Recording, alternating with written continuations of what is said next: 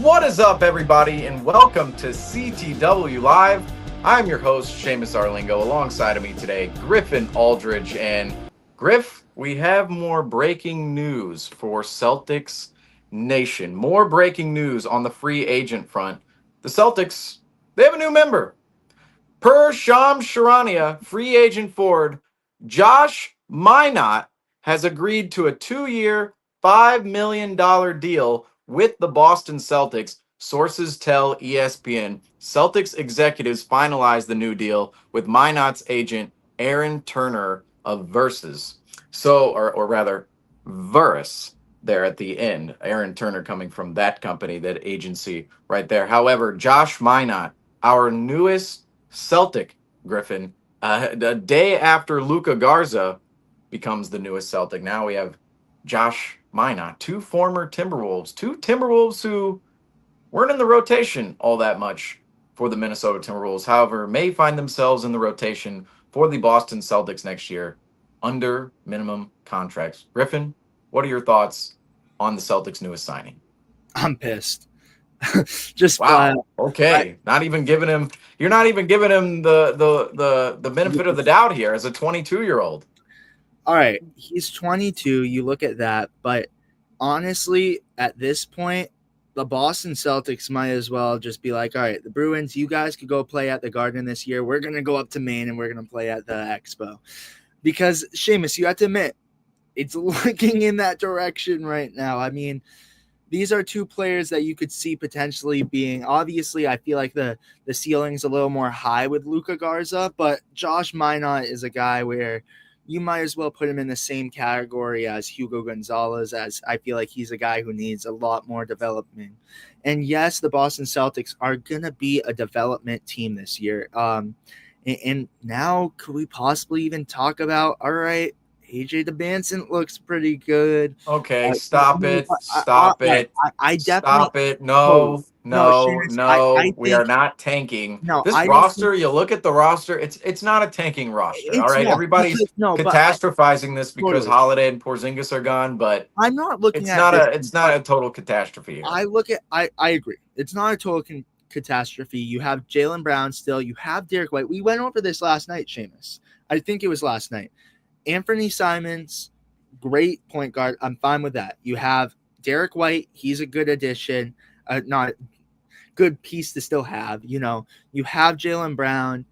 Then the depth chart gets a little thin from there. You know, Georgia Niang, good bench piece. You almost said it. I almost did. You almost caught me too. George Niang, good bench piece right there. But do we want him as our starting power forward? Not really.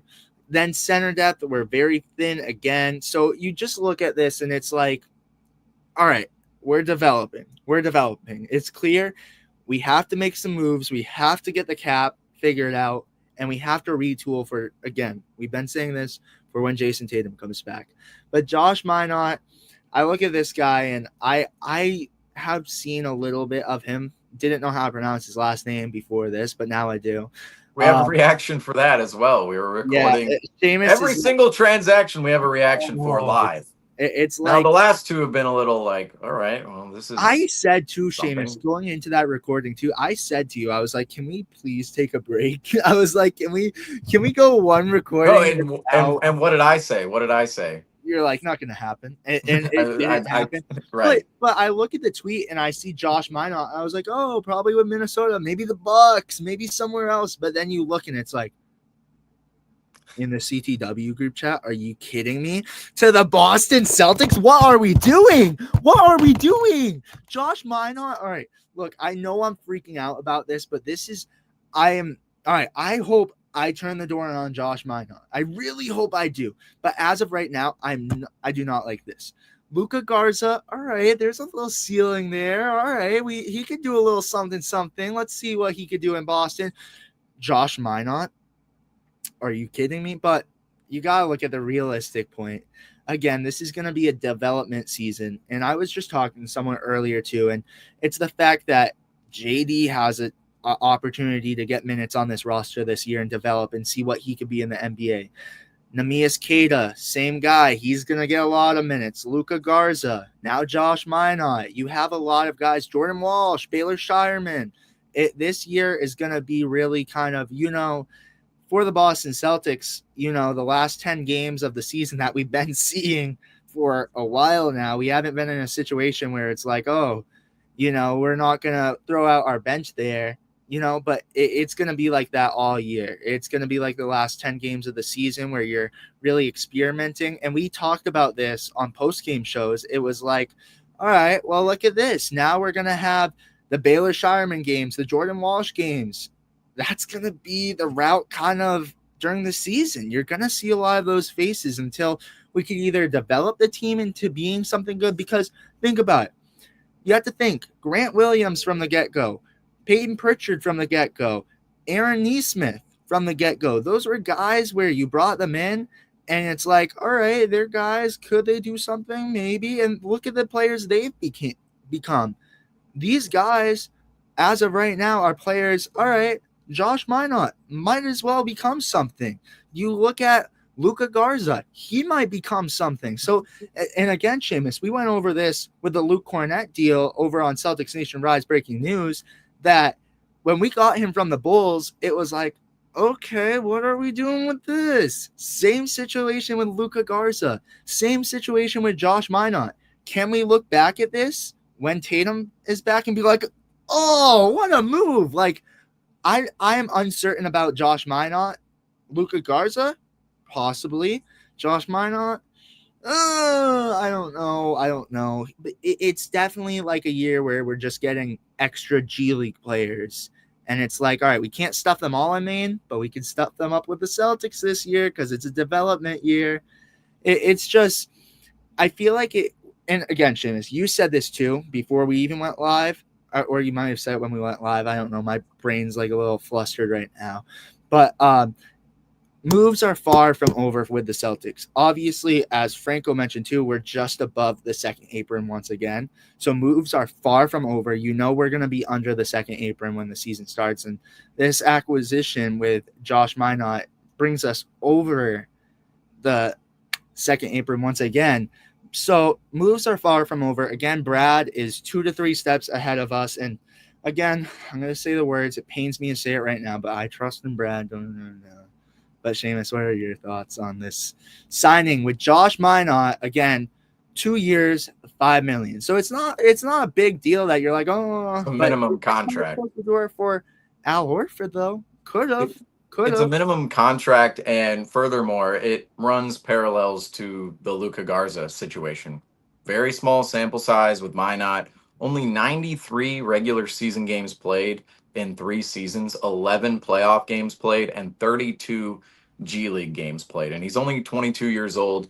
And by the start of next season, he'll still be 22, but he'll be turning 23 in November. So at the early onset of next season, Josh Minott will be 23 years old.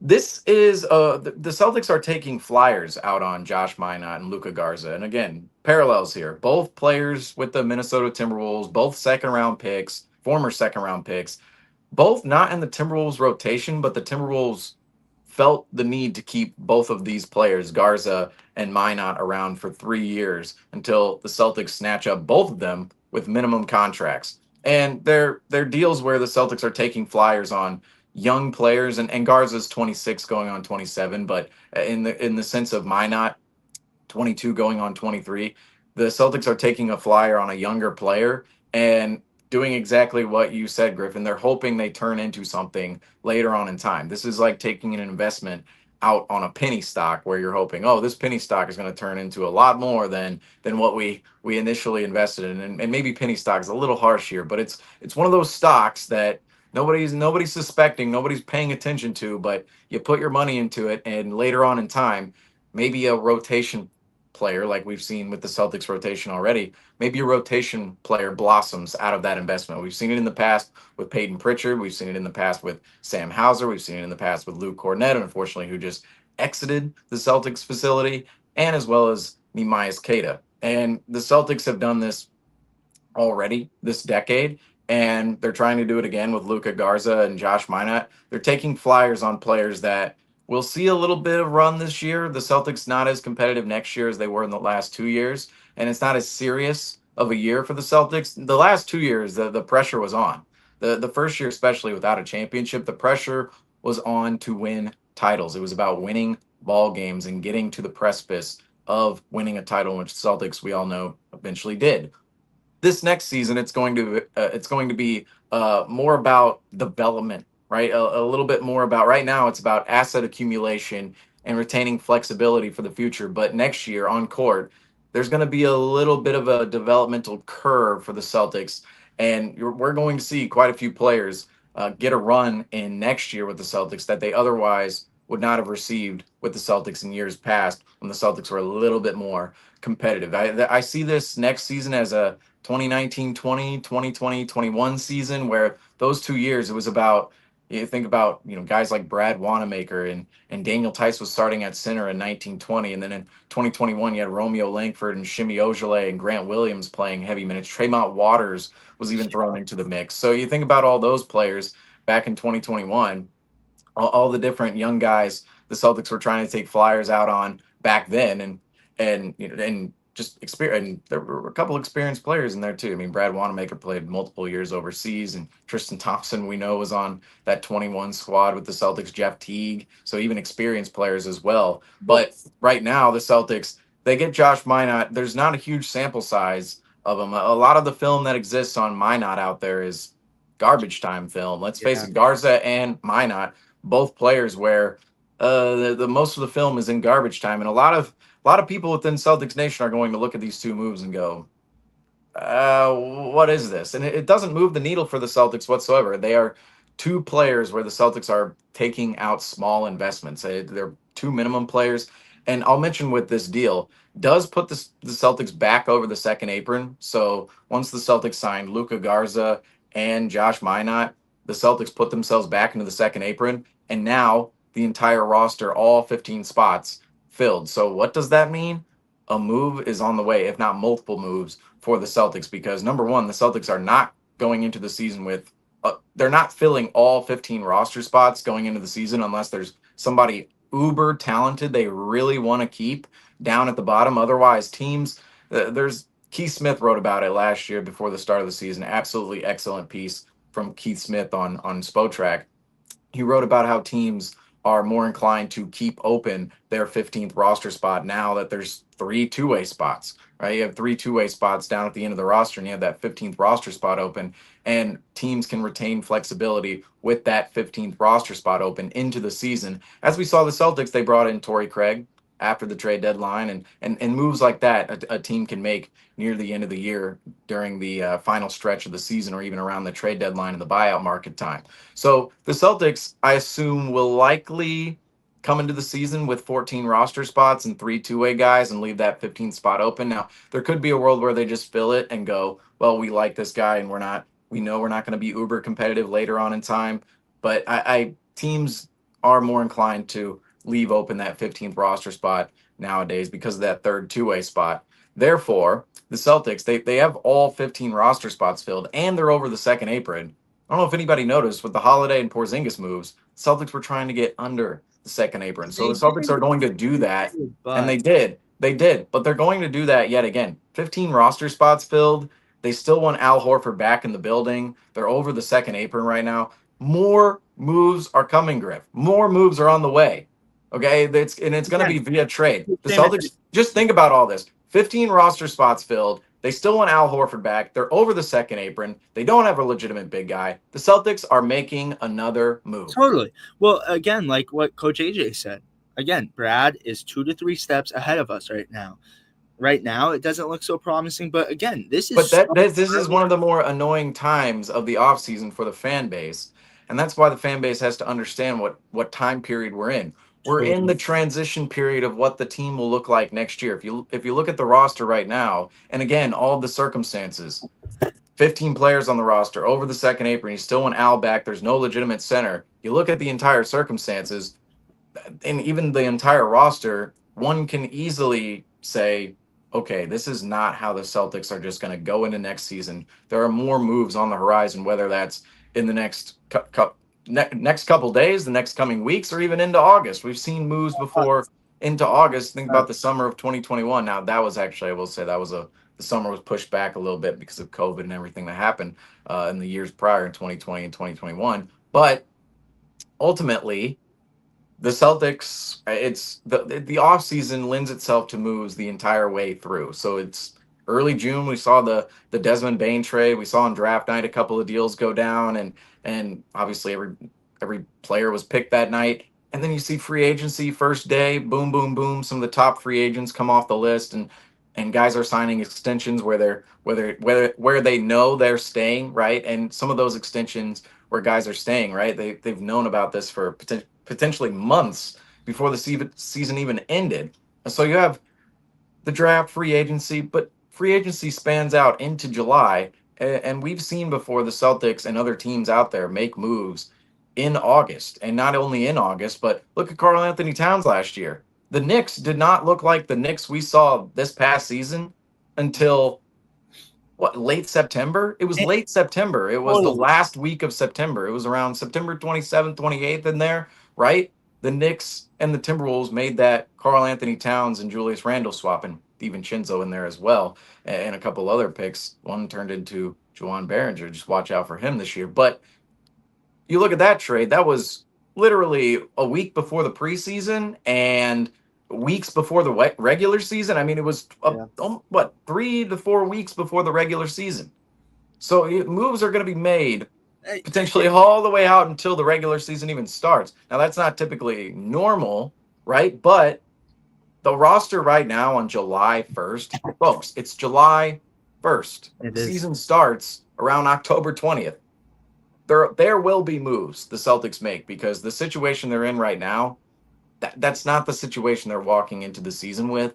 And I'm not going to doom spiral about where the Celtics are right now. Let's face it, though, there are a lot of people who believe, oh, this is just going to be we're going to tank this year essentially, and I'm just that's not going to happen. There's too much I talent. wouldn't say If you're tank. keeping I wouldn't White say and tank. and Brown I, and Simons may be a name moved. We don't know. yeah, Niang could be a he can name be. moved.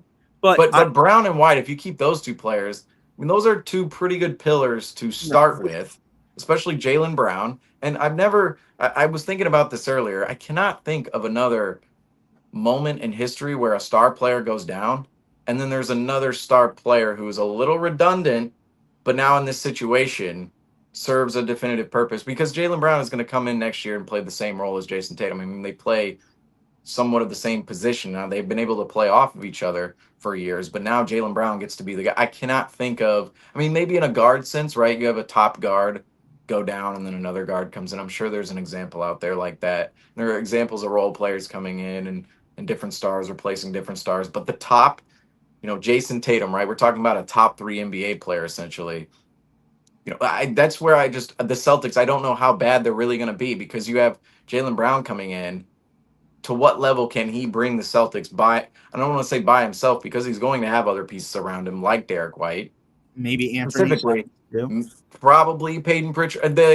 Peyton Pritchard, Derek White, and Jaylen Brown. Those are the three I'm looking at right now. I'm going, okay, I feel like, and obviously Tatum at the top. Those are the three I'm looking at. I'm going, they're likely safe. You could pull off a blockbuster move as we welcome in Nick Franco into the program, but you could pull off a blockbuster move between Brown and White. Seems unlikely. So Brown, White, Pritchard is just too valuable to move. The $7 million for what is in here $20 million player making $7 million. That's just a great deal for the Celtics.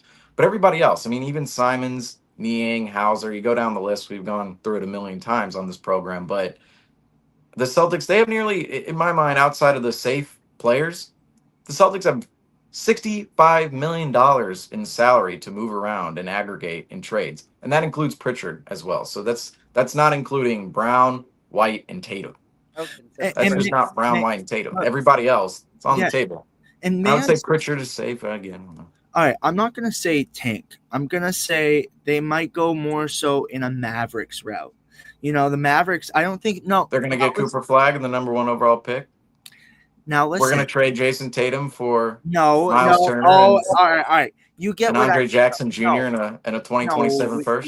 We are not doing that. But my point is that the Boston Celtics, I feel like they're gonna go out there, still be competitive, but it's not gonna be the end result where you see them in the 1 or 2 seed. It's gonna be a result where they're lower in the East, and it's not the most exciting season. It might be a fun season. Who knows? We go out there. I'm gonna go out there with a Baylor. I'm gonna go buy me a Baylor Shireman jersey, and I'm gonna wave that freaking thing around. You guys best believe. But We can afford it now. what was that? We can afford it now. Hopefully, I mean, I know we could probably go get Baylor Shireman. Celtics management, they could be putting out the main Celtics, and they would still be charging $200 per seat. Well, I tell you what, Franco, I better be seeing a Baylor Shireman pillar next year, though. I mean, might as well. I'm all in on Baylor, but I like what you said, Seamus. It's more going to be that, you know, I think the thing is this hit us like a train because we were up at the top. We were so happy, you know, just won Banner 18, like not too long ago, only a year ago, pretty much. And now all of a sudden it's like, all right, we're up at the top. The dynasty can begin. And then it's like, bang, we just hit rock bottom. We're back to 2021 era where you're going to see some of those players where it's like, all right, this is going to be a developmental stage till Tatum comes back. Well, would you consider the Spurs a dynasty back in the 2000s? They won in 1999, in 2003, 2005, 2007, and 2014. They never won back-to-back years, and there were gaps. So when you say, oh, the dynasty is off the table, the talks, it's not the dynasty that people wanted with Holiday and Porzingis, but... No, but the dynasty is Tatum, Brown, and White. That's the dynasty. I think we could... And it's retooling, you know? It's a step back before a major comeback. That's what it is. That's the quote. Well, let's get Franco. Franco, what are your thoughts here on Josh Minott as you enter the program here? Josh Minott, garbage time player, mostly for the Timberwolves, very small sample size, but what are your initial reactions on this move by the Celtics? From what I've seen, I'm not having the same reaction as Griffin did when he first came into the show.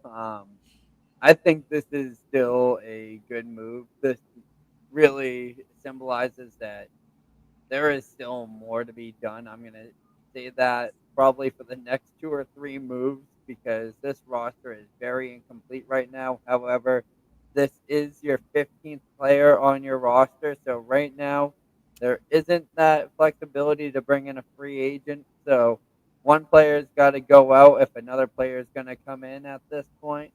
So looking at the Celtics adding another wing who Minnesota Timberwolves fans were fans of, there were a few young rookie errors that you will see out of a younger player, such as turnovers in his time in Minnesota, but he was really a back-end reserve guy in Minnesota. Probably we're going to have to do our homework and watch a couple of main Celtics versus Minnesota. What's their G League team? The Iowa Wolves. Yeah, so we're going to have to watch a couple of main Celtics versus Iowa Wolves games to do some research on Josh Minott and Luka Garza. Mm-hmm. I went to a couple of Iowa Wolves games last year. Tristan Newton was their star over there in Iowa. Big UConn guy. Any Minott? I didn't see him play in the G League. I think he was actually more on their big on the Timberwolves roster. Yeah, I will say though with Luka Garza. So this is when I first started really watching the G League, and I was like obsessed with it for a little bit. I'm like, wow, this is sick. And I would like, this is gonna be a funny thing, you know, when I would be sick from school and stay home, I would actually throw on the TV and early games. It was always early games. So I was watching an Iowa Wolves game, and Luka Garza, he kept going in on every single ad they had, and I'm like, yo, I'm tired of seeing this guy. Get him out of here.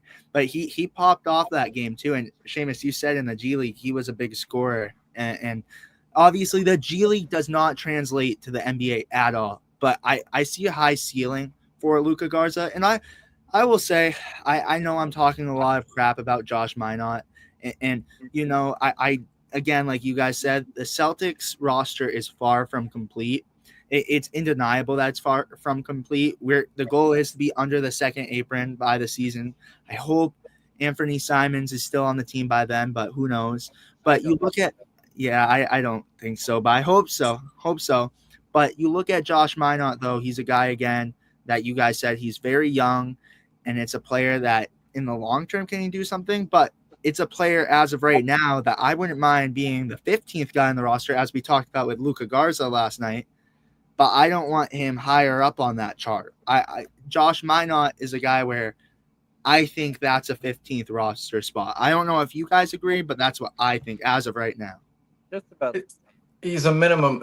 Luka Garza and Minott, both minimum players. Yeah, Totally. So But they're going to be playing minimal roles, but they are still going to have positions on this team. But those guys are going to be filling in minutes. I'm looking at this from a roster perspective. This is kind of kicking Sam Hauser out the door, and also kicking Xavier Tillman out the door, because looking at the roster, those guys are kind of the two outliers on this team.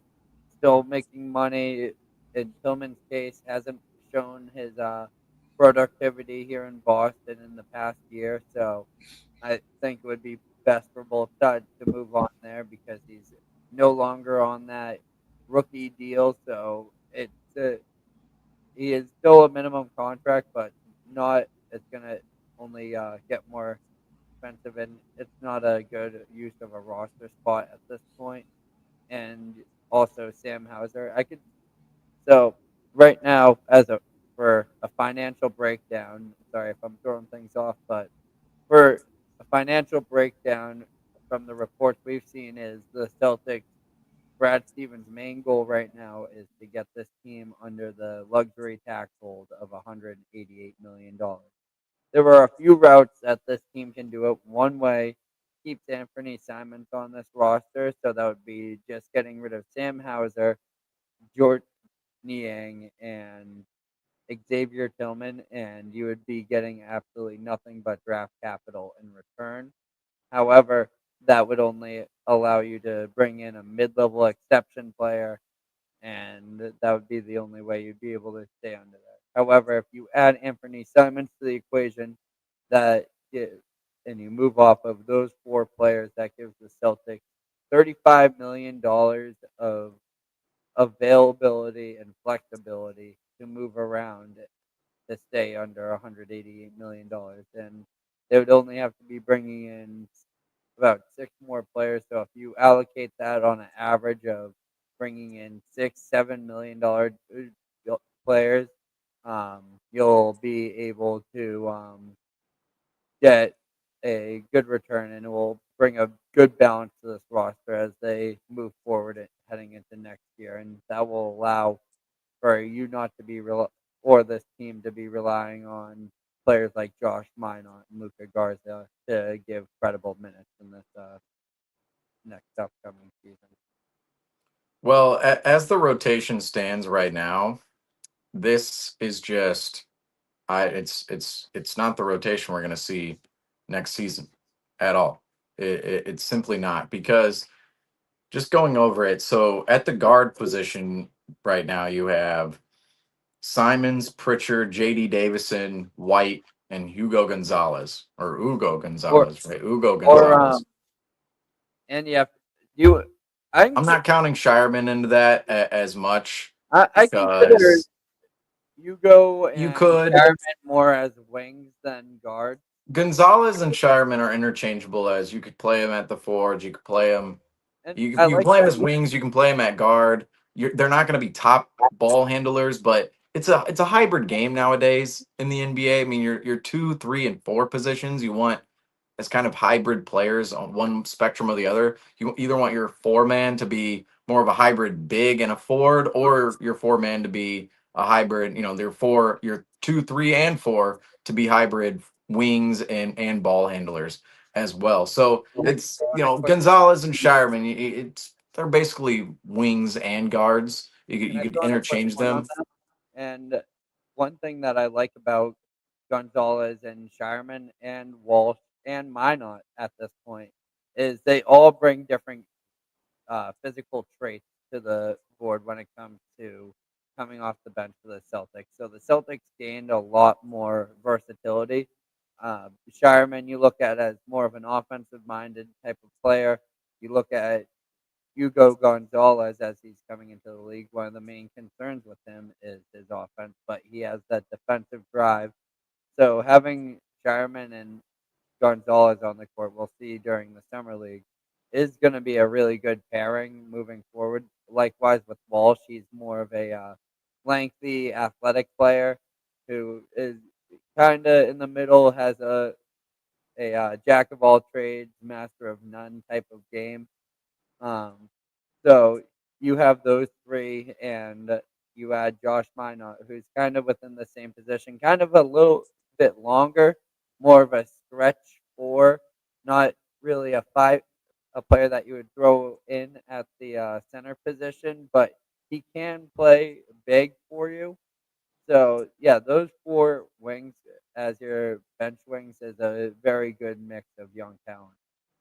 Well, Minot, he's a little bit of a he's a little bit of a. I mean, he's definitely a wing. I mean, let's face it, he's definitely a wing. He's 6'8", but his, I think he just looking at some of his film, he does have a couple of. There are a couple of plays where you go, maybe the ball handling capabilities are a little there. You wouldn't consider him somebody who's necessarily creating for himself, but you go, oh, can he put the ball on the ground, dribble drive, spray it out, make a pass, and create a wide open 3-pointer for or really hit somebody wide open in the corner or on the wing? Can he do a couple of those things, right? Can he put the ball on the floor? He's not creating for himself, but is he scared with the ball or not? We've seen players in the past, most notably Shimi Ojale, they could never put the ball on the floor and make the correct decision. I In Josh Minot's game, I can see there are a couple of moments where he's not afraid to put the ball on the floor and he makes the correct decision. He's not a huge creator, and I'm not going, oh, Josh Minott, he's going to create off the bench, or he's going to be somebody who can dribble off the bench, or somebody's going to contribute heavily off the bench. But I can see it a little bit, right? Where I go, okay, he's a pure athletic wing who's going to be able to defend, but then on the offensive end of the floor, can he bring around some of those offensive traits? And this is another player in my mind where you can't necessarily look at the numbers because of the sample size on him. You know, for his career, he's a 33.9% 3-point shooter. Last season, he was 32.6 from beyond the arc. The season before, he was 40% from three. This in his rookie season, he was 33.3%. But again, very, very small sample size when it comes to that. And the rotation minutes, when they're not consistent, you know, you can't necessarily tell. I mean, in the G League, he shot 29.8% from three. But you look at some of these numbers, and then back in college, if we went all the way back to his college days, back in Memphis, right? Shot 14% from three. So the 3-point shooting, you look at it, maybe it's been a little bit better in the NBA. If you look at the percentages there, it's been better in the NBA than college and the G League. There's some promising numbers there, but it's a very, very small sample size with the games. 93 games played in his career, 11 NBA playoff games, and then in the G League, 32 games played there, and then in college, played 33 games at Memphis. So very small sample size for a 22-year-old in Josh Minott, and he's going to be at the back end of the rotation, scrapping for minutes. And he's a player that the Celtics brought in to invest in the short term, and potentially it turns into something long term the Celtics can tangibly throw into a rotation. Again, we've seen it in the past with players like Peyton Pritchard, Sam Hauser, and Nehemias Queta, Luke Cornett, who just left the building for the Celtics. All those players. That's what Minott's going to be for the Celtics. But the rotation right now, I want to ask this question, okay? Because the rotation, I'm comparing this year's rotation to last year's, right? If we look at this year's rotation off the bench so far, and we can debate who's coming off the bench and who's starting. Right now, the definitive in my mind, the top five who I would trust starting right now is Simons, White, Brown.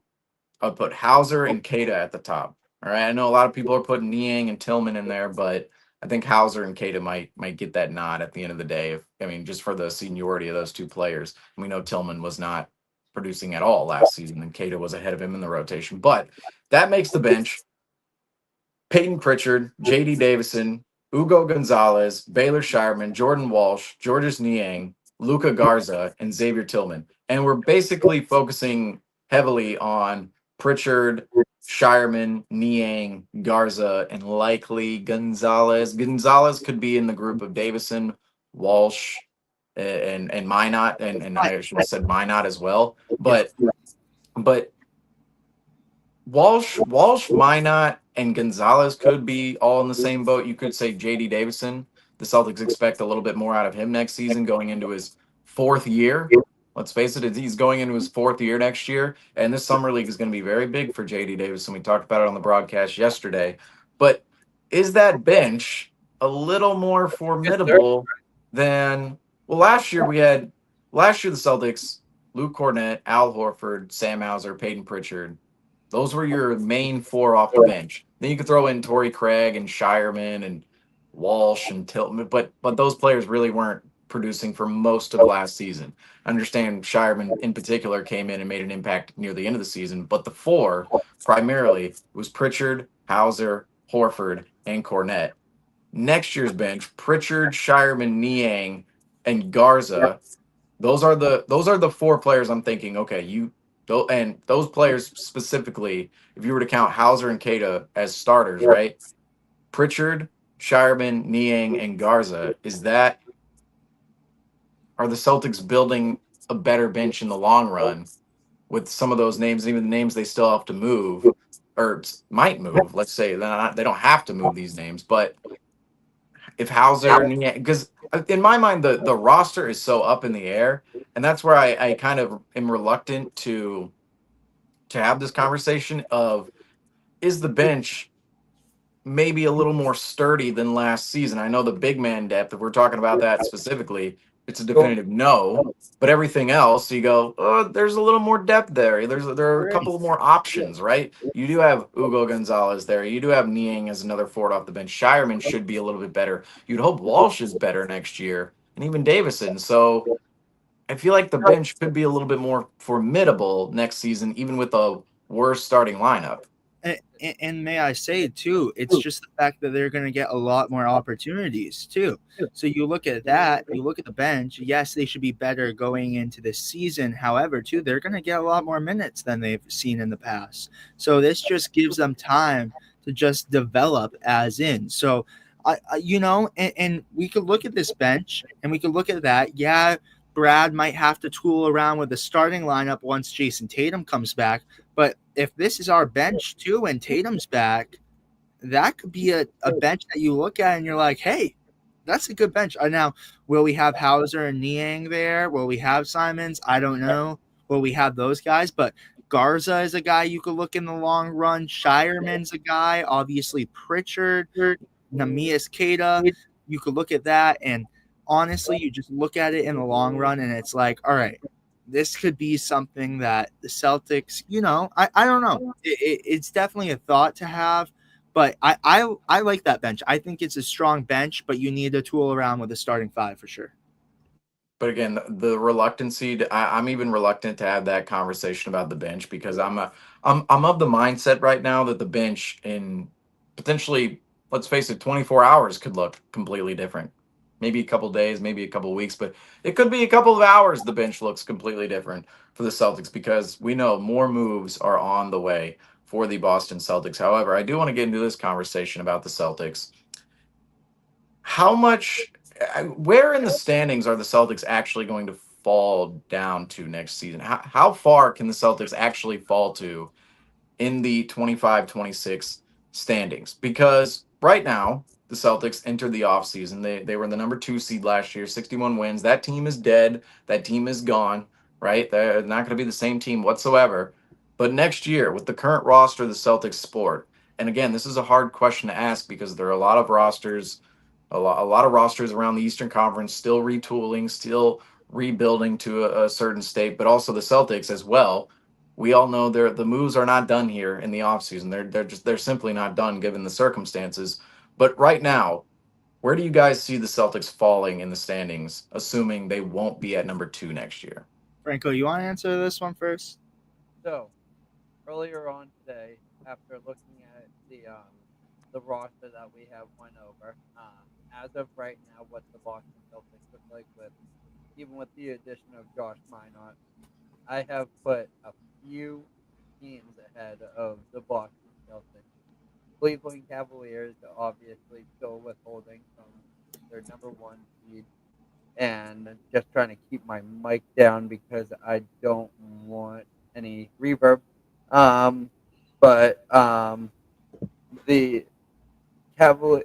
Cavaliers are a team that are still going to withhold above the Celtics because they are still kind of in the same spot they were last year. Obviously, missing a couple depth pieces, which will hinder them over time. The Orlando Magic have become a much more formidable team with the addition of Desmond Bain. And like I said, this is a very way too early um, power rankings of the Eastern Conference. New York Knicks still within the same position. However, they just cannot find someone who wants to coach their team, which could be a That is one of the major problem. biggest aspects of the Knicks right now. All the free agents, right? They signed Jordan Clarkson. I mean, how about signing a head coach? That might be smart. Yeah, that could help out. But the Atlanta Hawks are another team that have improved. I would mark them above the Celtics heading into next season. The Detroit Pistons are a team heading into next season, I believe could be better than the Boston Celtics. And that is my tier one of teams that are teams I feel confident saying that are going to end up in a higher ranking than the Celtics. Now we get into tier two, where I believe the Celtics can still compete with these teams and still end up with a better record or just around the same record as. The Philadelphia 76ers, obviously, we know they've faced issues in the past. However, with what they have going forward, you cannot think that it is possible that we see a repeat of the disaster they had last year because it would only be God's evil joke if he puts them through the same amount of injury issues that they did last year. Um, the Milwaukee Bucks obviously dealing with a few acquisitions today. Miles Turner heading over to the Milwaukee, which led to the Bucks needing to drop Damian Lillard, which could be an interesting situation. And this is a team that is a little controversial, but this is probably the team that you raise an eyebrow at heading into next year and could raise the question: could they possibly be better than the Celtics? As the Toronto Raptors, the the Toronto Raptors are a team that really haven't had any direction in the past few years, but after this offseason, looking at their starting five, they're looking like a team that's ready to make some noise in a Eastern Conference that's a pretty open field.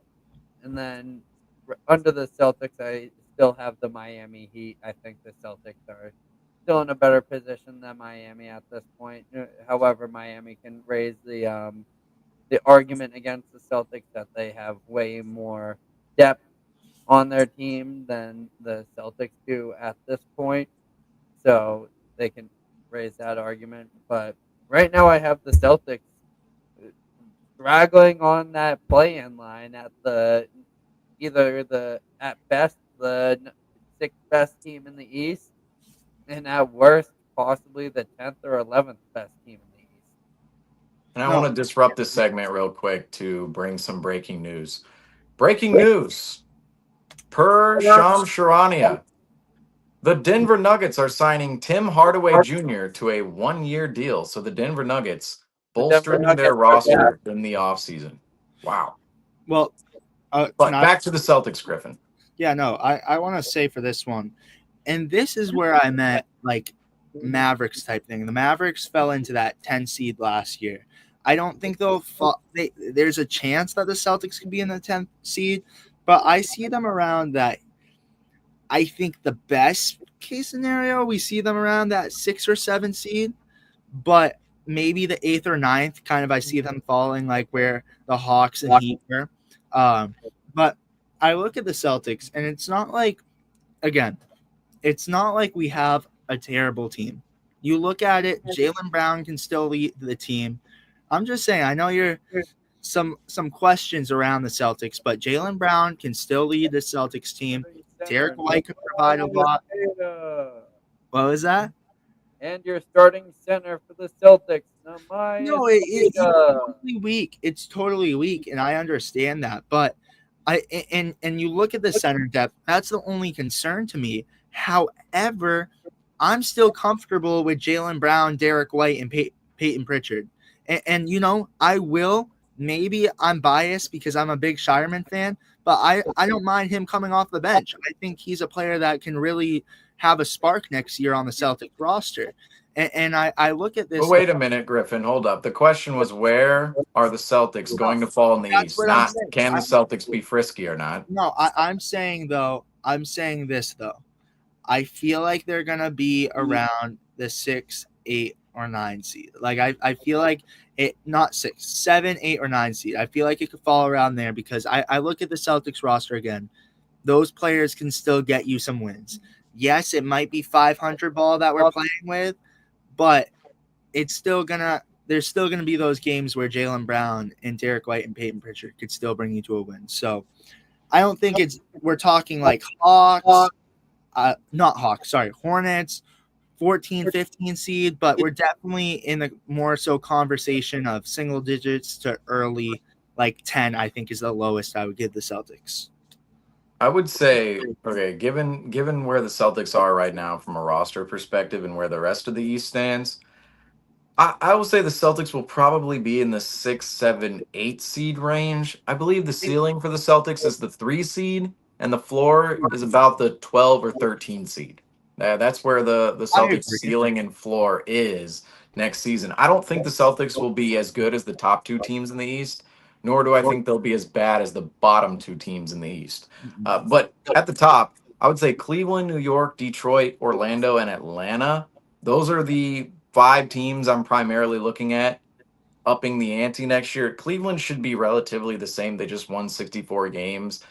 They might not reach the same amount of wins next year, but their roster is going to be relatively the same. The goal for them is going to be relatively the same. And they're going to have more motivation knowing last year they had title hopes, fell way short of those title hopes. And now this season, they're going to come into next season, 25, 26, with a little bit more motivation under themselves to get the job done. So I would say Cleveland, they have to be near the top. New York, you would say as well. Their roster now, who's going to be their head coach? I have no idea, but their roster is going to stay relatively the same. They just added Jordan Clarkson, another guard off the bench, and just more help in general off the bench for the Knicks. They didn't have that all of last year and into the playoffs, but a little help there off the bench. Not a huge addition in Jordan Clarkson, but certainly adds something to the Knicks. And their roster is going to be relatively the same as that 51 win roster. There are going to be more wins available for the Knicks in the Eastern Conference. So I'd say the Knicks and the Cavs stay somewhere near the top.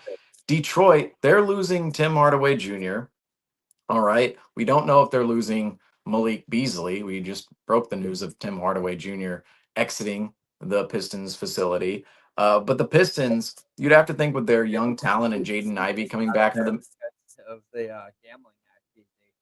and we'll see what happens with that deal because he could receive a lower number and the Pistons could sign him back. But we also covered it yesterday. The Pistons signed Karis LeVert, and it feels like the Pistons may have given Malik Beasley's money and role to Karis LeVert. I'm not certain where Malik Beasley will fall because of those federal investigations. But you'd have to think Detroit with the young talent, Jaden Ivey coming back, they're going to be a little bit better next season. And there could be a move on the way for Detroit. They've been rumored for Duncan Robinson. They've been rumored in the Sam Hauser trade market. So the Pistons, there could be another move on the way, particularly for a shooter, right? In Detroit, Orlando, we saw the move they made with Desmond Bain. Their starting lineup, in my mind, is solidified. It's Desmond Bain, Jalen Suggs, Paulo Banchero, Franz Wagner, and Wendell Carter. That's going to be your Magic starting five. Maybe there could be a move with Wendell Carter, but I doubt it. He's a good defensive center. They likely want to hold on to. And he's also a gem of their. Let's face it, he's a gem of their Nikola Vucevic trade. Him and Franz Wagner, the gems of that Nikola Vucevic trade. Then you have Atlanta. Atlanta, pretty self-explanatory. Just traded George Niang and Terrence Mann for Kristaps Porzingis and signed Nikhil Alexander Walker. And those are pretty big moves for the Atlanta roster now with Reese Shea, second year, the number one overall pick. No, he's not going to be a star, but he's going to be a pretty good role player in the NBA. Jalen Johnson, Trae Young. This is a prove it year for Trae Young. Dyson Daniels should be better next year. And all of a sudden, you're looking at Atlanta and going, they have a pretty formidable defensive squad there with Jalen Johnson, Reese Shea, and Dyson Daniels. And they have one of the better centers in the league in Kristaps Porzingis and one of the better guards in Trae Young. So that roster, I would expect, if Atlanta isn't out of the play-in and into the playoff picture this year, I mean, it is time to rebuild in Atlanta because it is not working out with Trae Young. But this is next season is the prove it year, right? For Atlanta. I believe they have to be in that top five next year. Atlanta, if the Trae Young experience is to extend in Atlanta. But those are my top five. You have Cleveland, New York, Detroit, Orlando, Atlanta. Detroit, Orlando, Atlanta should get better from last season, should improve from last season. And then Cleveland and New York, they were at the top. They should stay relatively around the top, I would say. Wouldn't be surprised if Cleveland, New York, they were like 3-5, something like that in this year's standings. But I would expect them to be in that top five playoff range, right? The top six, is the playoffs without the play in. But I would expect them to be in that top five. The next category of teams, I have Milwaukee, Boston, and Indiana. Now, those are three teams in my mind where I go, that's boom or bust, right? You have Milwaukee, Boston, Indiana. Milwaukee is relatively the same from last year. Milwaukee just signed Miles Turner to a massive $107 million 107 million dollar deal. Prying him away from the Indiana Pacers. And it feels like the Bucks and the Pacers, their rivalry just extends now to the whole Miles Turner story. But the Bucks, they see Brook Lopez walk. They witness Brook Lopez walk to the Los Angeles Clippers. But essentially, what the Bucks are doing, they're turning a 37-year-old center into a 29-year-old center. And Miles Turner and Brook Lopez, they do sort of the same things on court. They're both stretch fives. They're both they're both shot deterrers, shot blockers on the defensive end of the floor. Same style of big is basically what I'm getting at. And the Bucks get a little bit younger at that position, but I don't know how much the Bucks actually upgraded. They're waving and stretching. The Bucks are waving and stretching Damian Lillard's contract, which now they'll be paying Damian Lillard $22.6 million each of the next 5 seasons, which is just absolutely bonkers, but may have been the price tag to keep Giannis in town and to collectively build a contending roster with Giannis next season. However, right now, the Milwaukee Bucks, as it stands, they didn't get much better from where they were last season. There are a couple of flashy moves, right? They signed back a couple of their free agents. But Milwaukee, not they're not much better than last year. I'll say that. That being said, they have Giannis, and when you have Giannis on your roster, you're always going to have a chance at attaining a top seed. So Milwaukee is a boom or bust team. They could go either way. We don't, Giannis could still be on the table this summer. We don't know. Boston, still boom or bust potential. You could be way above expectations if you're Boston, could be way below, and the offseason is not over for the Celtics yet. And Indiana, they just lost Miles Turner. They lost Tyrese Halliburton in game 7 for the whole season. So those are two massive losses for the Pacers, but I wouldn't rule out the Pacers being a little frisky and competitive, knowing there are a couple other pieces on the roster that could slot into those positions and not produce at the same level, but keep the Pacers a little afloat in the East. I wouldn't expect the Pacers to be atop the East, but can they be in that mid tier of the East? Potentially. That being said, we have some risers in the Eastern Conference. Philadelphia, Toronto, Charlotte, all risers in my opinion. You have Philadelphia, they should be. I mean, they were tanking the second half of last. I mean, they really wanted to play last season. They would have finished near the play-in, but they started tanking. They finished 13th. But next season, you assume Joel Embiid is going to be is going to be a little more healthy. Paul George, you'd hope he's healthy as well. both of those players. You can never guarantee either of those players will be healthy, but you're banking on that. If you're the Sixers, you have to take that bet. And then you have VJ Edgecombe, McCain, and Maxey should be better in another year in the league within their development stage. So Philadelphia should be better than 13 next year, certainly for Philadelphia. Toronto, Franco, you already mentioned it. There are a couple of interesting pieces there. Feels like a move could be on the it feels like a move could be on the horizon for Toronto in the near future this summer. We'll have to watch out for them. They were trying to get a little frisky around draft time, but thought they had a good draft. And they're bringing in a team next year that they assembled last trade deadline with Brandon Ingram going out and getting Brandon Ingram and extending him. That never hit the court. Brandon Ingram has yet to play a game with the Raptors. So once the Raptors actually get on court, we'll see how good they actually are. They could be a real competitor in the East. I wouldn't say a contender, but a real competitor with some of the pieces they do own on their roster right now in relevance with the rest of the conference. Charlotte should be better next year. I still question some of the maturity in that building, but you do look at their roster, they need a big guy just like the Celtics. But the roster is shaping up well for the Hornets. A good balance. Too many shooting guards, in my opinion. Maybe space that out a little bit. You need a forward, you need a center if you're the Hornets, but their roster is certainly better than in years past. Miami's going to get worse, but they're kind of middling. They still have a couple of assets. They still have some depth there, but Miami could be below. They could be a lottery team this year. Let's face it, the Miami Heat. And then at the bottom, you have Chicago, Brooklyn, and Washington.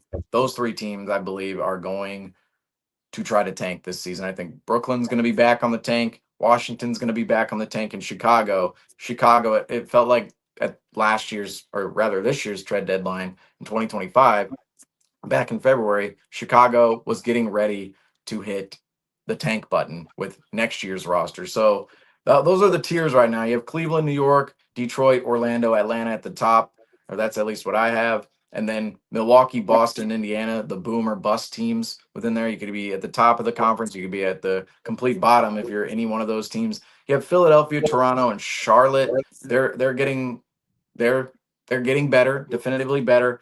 Miami is in that fourth tier by themselves are just kind of middling. They could get a little bit better. There are more moves potentially on the way for Miami. I would say Miami might be a little better than last season because they don't have to deal with the whole Jimmy Butler fiasco and whatnot. The talent of the roster is a little questionable, but the makeup of the roster, just the structure and stability could play some good for the Miami Heat. Did end the season well. If we remember back to that, went on a terrible 17 game stretch where they were 3-14, but then after that, they actually ended the season quite well with the roster they own, and they won a couple playing games and played in the playoffs. Davion Mitchell, a couple of big shots down there in Atlanta to send the 10 seed Miami Heat to the playoffs. So I would say the stability could lead the Heat to being a little better, but they're in that fourth tier by themselves. And then Chicago, Brooklyn, and Washington.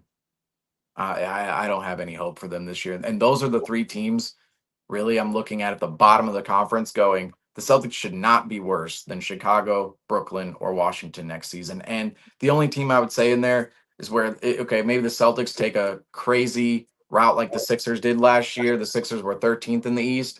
And that's what the consideration for the I'm pretty sure the floor is 12 for the Celtics, but we saw the Sixers last year dip below the Nets, and we thought the Nets were a wildly tanking team last year. But that team next year, who could potentially, if the Celtics went, Still young. if the Celtics completely detonated, the Bulls could slot ahead of the Celtics. But again, Chicago, Brooklyn, Washington, I would expect that to be the bottom of the conference next year. So if we're just looking at it, let's see. I'm saying 6, 7, 8 range for the Celtics next year, most likely, and they have the potential to go even lower than that. I'll say because Philadelphia, Toronto, Charlotte, they're gonna be they're gonna be a little bit more formidable. I don't think they're gonna be clown teams next year like we've seen in years past. I believe the Eastern Conference, both conferences, there's a lot of talent in the league. Both conferences have quite a few teams. I mean, in the Western Conference, you have essentially 1 through 15 trying to make a run at something, and then in the East, you have, in my mind, only 3 teams certified to go out and tank next year. So that's 3 teams out of the 30 teams in the league really looking to lose next year. Now, as the timeline moves on, we're going to see more and more of those teams pop up like last. I mean, it happens every single year. Every team goes into the season thinking, "Oh, maybe we can do this, do that." Every team goes into No. the year undefeated. Every year we see That's my favorite thing. teams by it's every month, right? November, December, January, teams Yeah. just start kind of dropping down until we get to the end of the season and we have a definitive, oh, here's our 10, like in the Western Conference last year, and even in the Eastern Conference, the 10 was set fairly soon. Fairly soon. But the but go ahead, Griffin. Oh, I didn't say anything. Oh, my bad. Sorry, I thought you had a All point here. good, all good. No worries, no worries. No, I because no, just the Eastern Conference in general, I think is going to be a little bit better than people expect next year, and where the Celtics stand right now, the note on that is simply the roster configuration. It's not over. We went over it It's earlier. not. When you look at It's all not. the circumstances, the Celtics they have filled all 15 roster spots. They're over the second apron. They still want Al Horford back. All right, all these circumstances, and and there's no center, right? There's no center, or there's no legitimate center on the roster. All the circumstances line up into the Celtics potentially making more moves. However, your guy, but look at some news that happened earlier today, and I mentioned it within the whole Eastern Conference talk. The Milwaukee Bucks waiving and stretching Damian Lillard, so they're going to pay him 22.5, or sorry, $22.6 million the next 5 years, and they're also signing. The Bucks are signing Miles Turner to a 4-year, 170. Keep saying 170, not 170, 107, right? $107 million contract. The Bucks also inking back free agents Jericho Sims, Kevin Porter Jr., and I believe they also inked another one of their free agents, if I'm not mistaken. But however, the Bucks, it seems as if they're trying to make moves to keep Giannis at this moment in time, but where do your guys' thoughts lie on the spectrum of the Milwaukee Bucks and where they stand? I don't think they've, as I mentioned, I don't think they got any better from last season, but they're making a couple of splashy moves and they're making themselves a little bit of space in this year's offseason and even into the future. Although you say the space into the future, I mean they're at 22.6 in the next 5 years. It's absolutely bonkers for the Bucks. But where the Bucks stand right now, what are your guys? How are you guys gauging the situation for the Bucks and a potential Giannis trade in the future? Well, They're not making them happy. Not keeping them happy over there. well, I'll just go quick too with this because I have to head out on this. But um, I look at this really quick and it's interesting and it's like, wow, them, waiving Dame for Miles Turner. It's an interesting move and you see them losing a lot of their key pieces. So gonna be interesting to see where they go. But I'm sure we'll have more time to talk about this too. But that's my takes for now. I'll definitely have more on that. And you, Franco, where do you see the Bucks right now? Um, Tari I, and Prince, and Gary Trent Jr. as well. So Jericho Sims, Tari and Prince, Gary Trent Jr. all re-signed for the Bucks.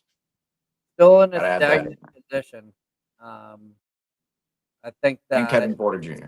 yep, I think that they're still in the same position that they would have been heading into next year with the waiving of Damian Lillard because he is going through injury. He may be missing the entirety of next year.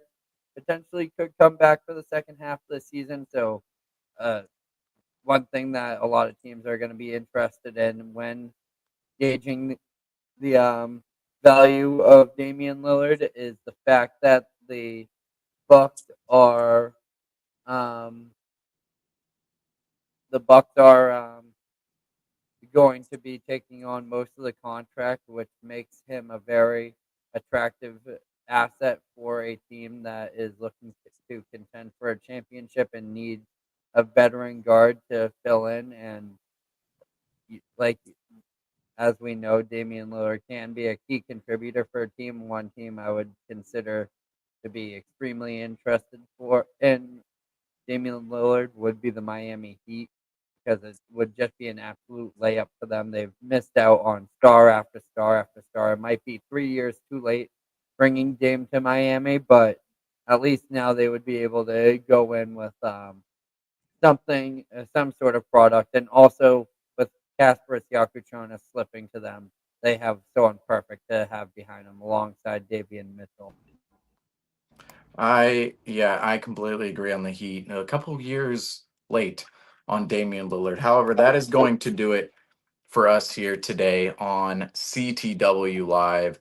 A quick live to address the Josh Minott news. The Boston Celtics signing Josh Minott to a 2-year, $5 million contract. So our newest Celtic, Josh Minott, on a minimum deal on the back end of the roster now for the Boston Celtics. However, that's going to do it for us here on CTW Live. I am your host, Seamus Zarlingo. Alongside me this afternoon, Griffin, Aldrich, and Nick Franco. And as we always say, thank you all for watching, and go Celtics.